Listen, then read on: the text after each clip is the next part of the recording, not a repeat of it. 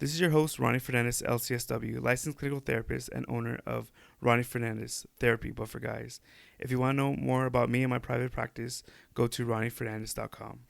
Hello and welcome to Mindset, the Guy podcast, where men talk about their life challenges and how they were able to overcome them. My goal with this podcast is to help men better express their thoughts and develop a mindset to better deal with their life challenges. This podcast is not clinical therapy. The men that I interview are not my clients, but have great stories on how they were able to develop a mindset to conquer their challenges. I'm not a professional interviewer or host, so please forgive me for all the pauses, and misplaced words. With that being said, let me introduce you to my next guest. All right, Daniel, thank you for joining me. I met Daniel we're both at USC at the same time. MSWs. MSWs, that's right, man. Fight on. You always have to put the fight on in there, man. Daniel, before we start, why don't you go ahead and introduce yourself, your full name, your experience, education, all that good stuff. My name is Daniel Lyman, and I am a psychotherapist, just like Ronnie.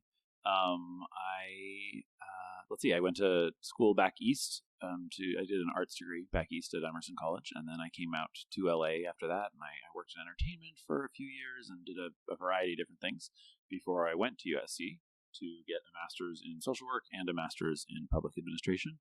And then since then, I've been working in private practice.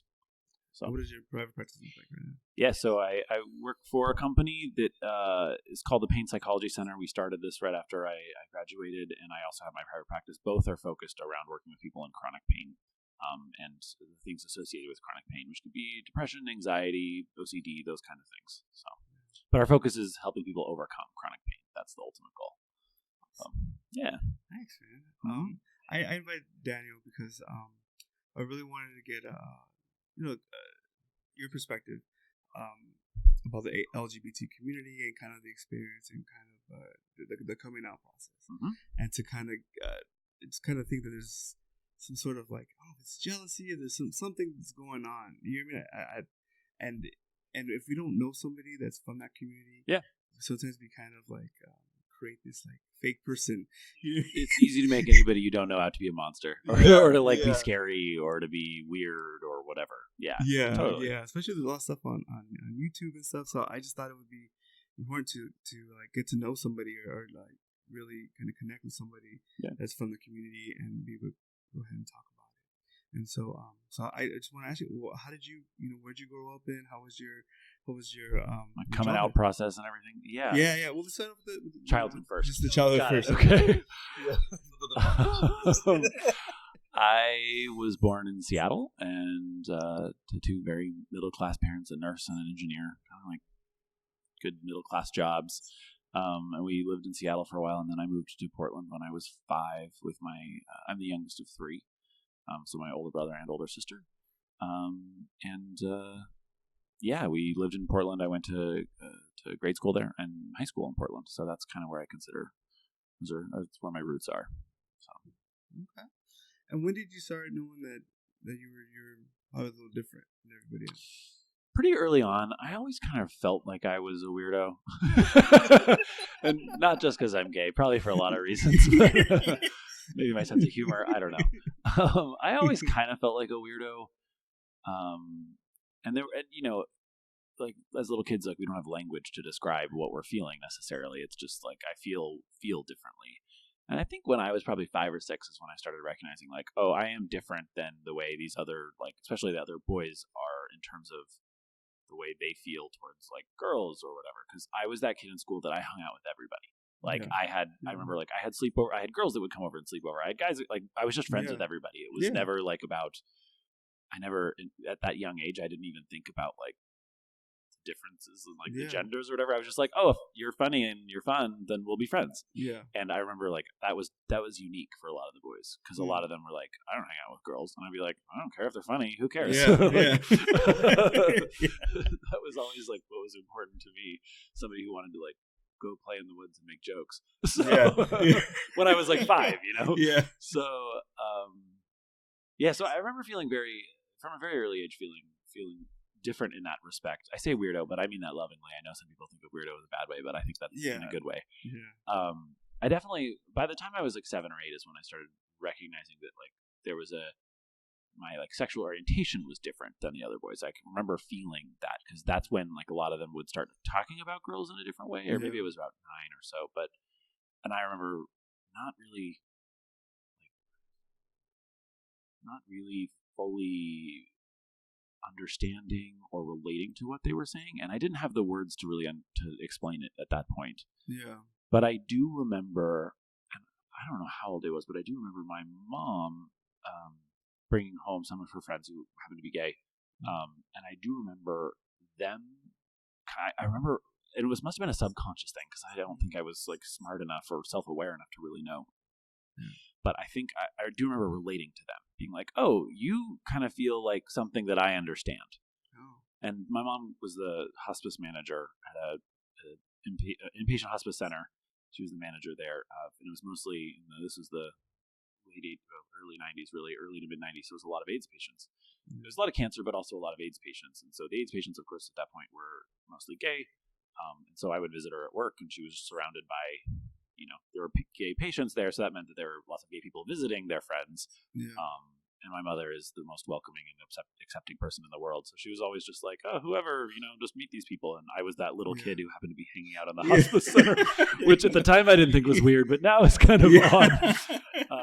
But yeah, and I remember seeing people like that and thinking and feeling as though there was something to relate.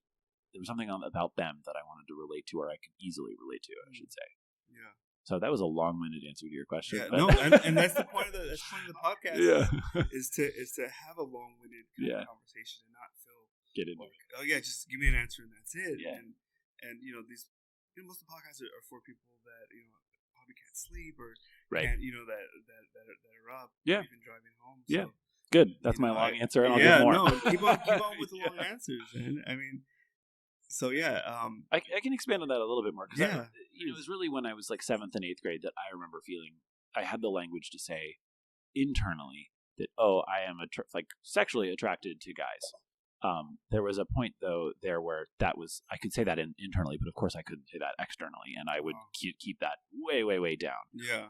And like freshman year of high school, I had a girlfriend, and I was trying to understand that side of myself, trying to honestly that was me trying to say does this work for me?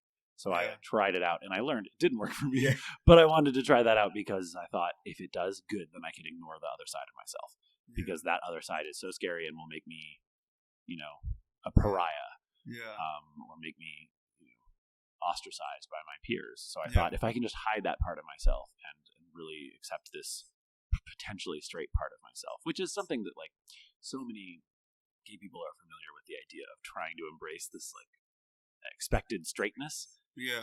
Even though that's not how you're feeling. It's just no, this is I'll try really hard. I'm going to do everything I can to be straight. And I would I would try so hard to be straight, everything to the point where I would, walk differently and think and speak differently because I was if I say anything weird, somebody might think that I'm gay or something like that. So I remember working very, very hard to avoid appearing or seeming gay at all. Yeah. Obviously, I didn't work too hard though because I did a lot of theater. So, so was that a good outlet for you? Do you think that kind of helped out? For sure, theater was a very safe place for me. It was because it's not.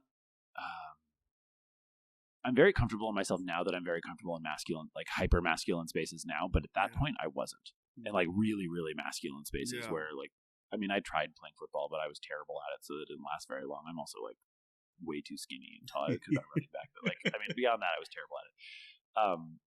I just wasn't very comfortable in really masculine spaces. And the thing about theater is it tends to be a space where you can kind of exist on a variety of masculine or feminine on that spectrum. It's not playing sports. It's generally be masculine about it. You have to be and you even all sports. I played soccer too, but even and that is I would say quote unquote less masculine than football is. But even there, you still have to be a certain amount of.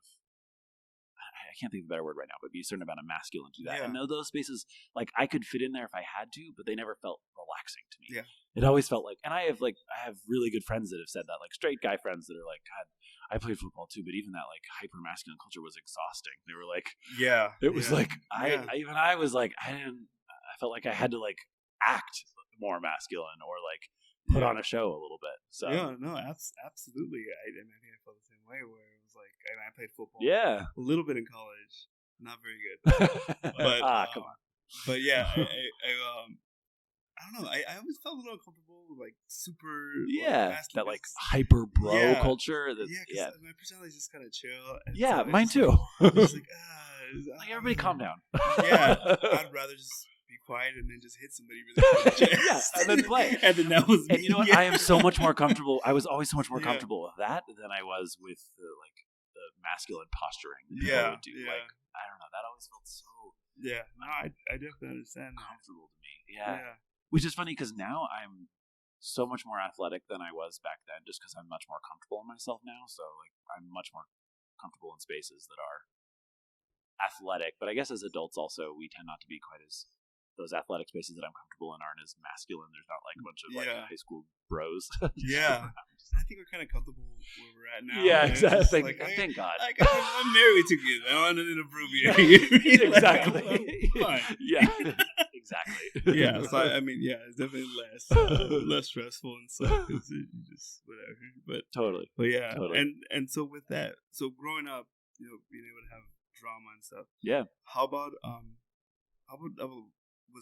was religion ever a factor or? Yeah, it's a good question. So, and I'm surprised I didn't mention that talking about my childhood, because my parents met doing what's called the JVC, which is the Jesuit Volunteer Corps, which is what the Peace Corps was based off of, and it's the Jesuits, which are an order of Catholic priests. My parents met doing that, so they met in a Catholic environment. Wow. And so I went to Catholic school from kindergarten through senior year of high school. Which was a Jesuit school. The Jesuit was my high school, and Jesuits, I don't know if you know anything about them, but they tend to be a bit more liberal. They're not super conservative. So it wasn't okay to be gay then, but it also wasn't, they weren't like preaching anti-gay stuff at all. Yeah. It was just like, that was something we just didn't talk about. Oh.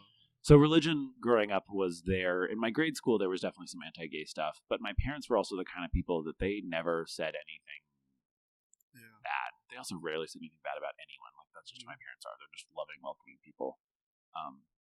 But so religion played into it in that religion was around me, and it definitely kept that part of me down. But it didn't. It wasn't like I was being yelled at by priests every day for being gay or something like that. Which some people have had that experience for sure. I know a lot of people that have. I mean, it's been 20 years since I was in high school, and my high school now is very open and welcoming. I tried to start my senior year of high school. I tried to start a LGBT group in the school, but they wouldn't let me because Catholic. But it's different now. They have one now. So they have one now. Yeah, 20 years later. Wow. Yeah, it's a pretty liberal school. So and Portland's a pretty liberal place too. Portland's not very conservative. So. But yeah, so religion played into it. I don't have one of those horror stories where it's like I was, as I said, like I wasn't like yelled at by priests or taught that I was horrible person. What we were taught in grade school was that it's okay to be gay. You're just not allowed to act on it, whatever that means. I mean, okay. Yeah, I don't know what that means, but that's what we were taught, which I remember thinking was bullshit even then. I was like, this is stupid, but I know it doesn't even really make any sense, but I feel very lucky that for the most part, religion affected me in other ways, positively and negatively. But as far as like my homosexuality, it was not something that was like overtly pushing me down.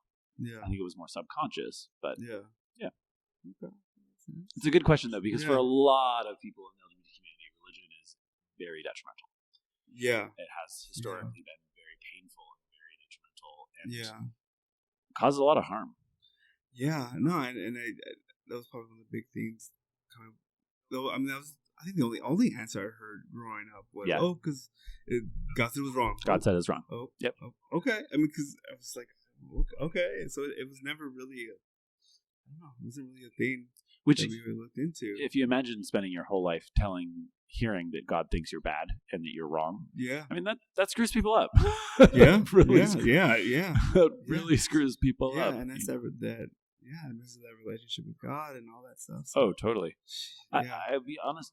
I'm friends with plenty of LGBT people, and I know some that are religious, but not a lot. Not a lot. Because most have been so turned off by the church, myself included. I had to be honest. Like the church has not been. It didn't. Nobody ever like punched me in the face and said, "Get out of here," but no one ever said like, "You're welcome here." So I don't. I consider myself an atheist, to be honest. I don't, and I don't find the church in general to be something that I feel a need for. In my life, I have my community. I have lots of people that I love, and that's what feeds me. So. And my life would be very different, of course, if I wasn't gay and I grew up in the church. Maybe I would still be part of the church. Maybe I would still care.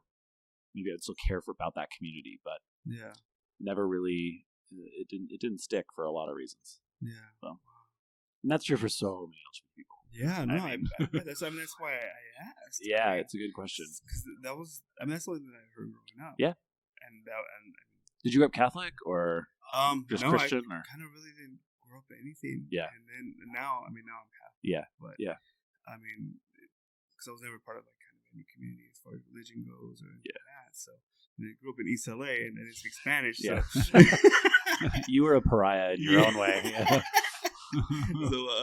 So I guess for me it was just kind of sports and baseball and football. That was your community. That was my community. So I mean, so tell me a little bit more. So let's kind of bring it together. So with the coming out process, that's what. What hell? What did that look like for you? Because I mean, one thing that I take away from grad school was that is the biggest. Oh, it's a nightmare. That is the biggest thing. Yeah. I mean, we're talking for everybody. Totally. It's huge. The suicide rate, the mental health, it's just. LGBT people are something like 3 times more likely to commit suicide, or I think it's actually, don't quote me on that stat, it's higher than that actually. Yeah. Because of being ostracized and being treated differently and being treated like less than, of course. I say coming out is a nightmare. You know, for so many kids now, it's not a big deal, especially in places like LA or especially places like LA or I just hit the mic here. Sorry. That's fine. Or more liberal places. Like I know lots of kids that have come out and their parents are like, great, cool, and it's not a big deal. Like it's just not a big deal, which is great. For a lot of people, it's just a nightmare though. It's telling people who you are is so scary, especially when you think that there's the risk that they will just reject you. I mean, I know so many people in college where I went to college at Emerson. It's a very liberal school, so there were a lot of LGBT people there, and a lot of them couldn't go home because their families were like, "Oh, you're gay, you're out of the family. You know, just never talk to them again. You just disown them." Yeah. And unfortunately, that's common. It's people have coming out can be so traumatic for people. It can be just incredibly triggering. Because of all these cultural and familial messages we get that being gay is wrong. So then you have to finally tell somebody, hey, I'm wrong. Like that feels terrible. So for me personally, I can tell my personal story. I was very lucky. So I say it was a nightmare. It was very hard for me, but I was very lucky that my family is so loving and accepting, and people around me were, for the most part, 99% were just like, okay, cool. What are we doing for lunch? You know, like they didn't care. It was just like, whatever. It's the same old thing. Probably because they kind of guessed beforehand. But I came out to some friends, and I came out to a couple people over email first. That was how I did it. Because that was like, which I know sounds ridiculous. But I was like 16, and it felt so safe to do it that way. To like send them an email. Because like looking at somebody face to face and saying I'm gay was like my nightmare. I did not want to say that. So I think I honestly don't even remember, it's been so long, but I think the first thing I did was write an email to my friend Lindsay and say, hey, you should know that I'm attracted to guys. And that, I didn't even say gay because that word was like, avoid that word. Don't want to say that. Yeah. And she responded and was like, cool, whatever. And then I came out to another friend, my friend Mara, and she actually was like, this is awesome. I've always wanted a gay best friend. I was like, all right, okay, cool. And then in college, when I got to college, I was just out. I had made that decision myself that I would start undergrad just like being myself. So I wouldn't have to reintroduce myself. It was just like, oh, people should know this about me. Yeah. But I wasn't out to my parents or my family. So I came home after my first semester. I think it was after maybe it was at the end of the year. I can't quite remember. End of my freshman year. Came home to Portland, and my mom, I used to meet her for lunch all the time. She worked in downtown Portland, and our house is just a little bit outside of downtown, so I would go into downtown to have lunch with her on her lunch break. I went into downtown, met her, and she was like, "Oh, I don't have a lot of time today. Do you mind if we just go to oh crap, what is it?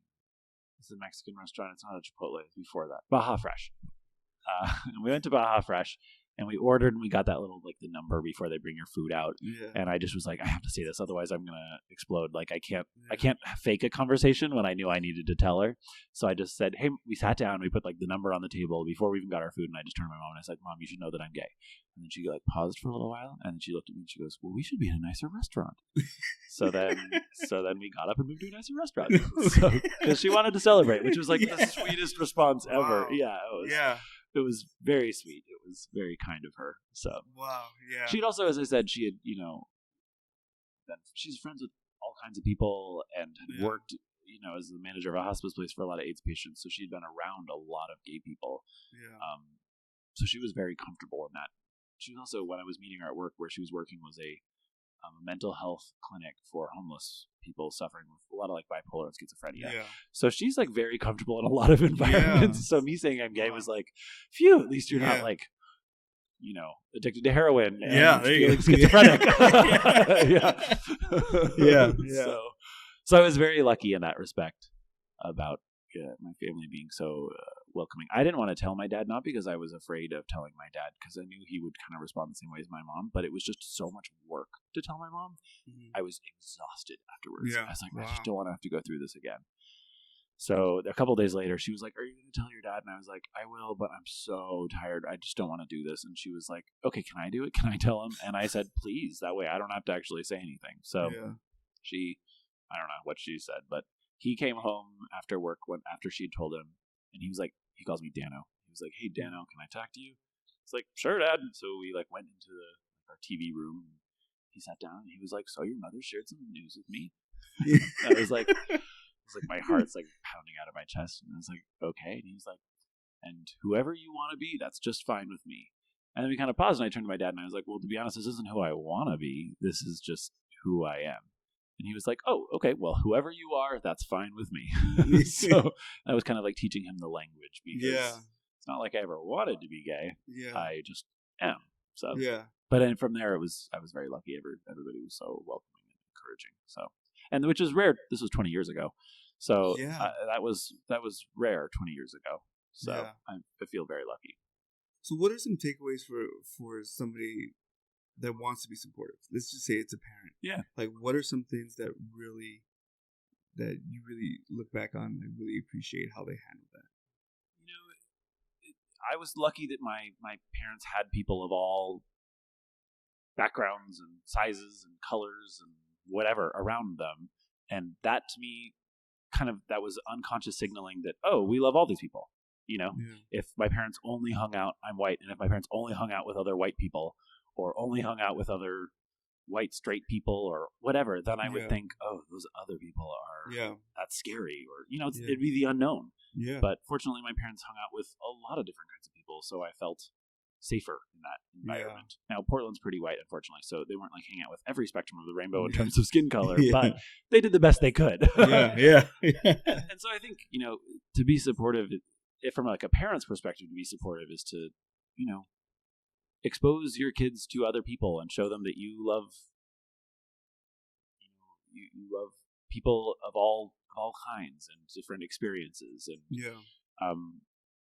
my dad is into college basketball, so we watched a lot of college basketball. He's not huge on football, but we watch football sometimes. But he was also the kind of guy that was like, let's go see a play, or let's go see, like there was a spectrum of let's just try things. Yeah. Like, he's not limited on like, this is the only thing I'm into and I don't want to do any of that stuff. Yeah. It was like, hey, whatever you're into, and we can try new stuff together. And that was an unconscious way of signaling that they're accepting, from a very early age. Yeah.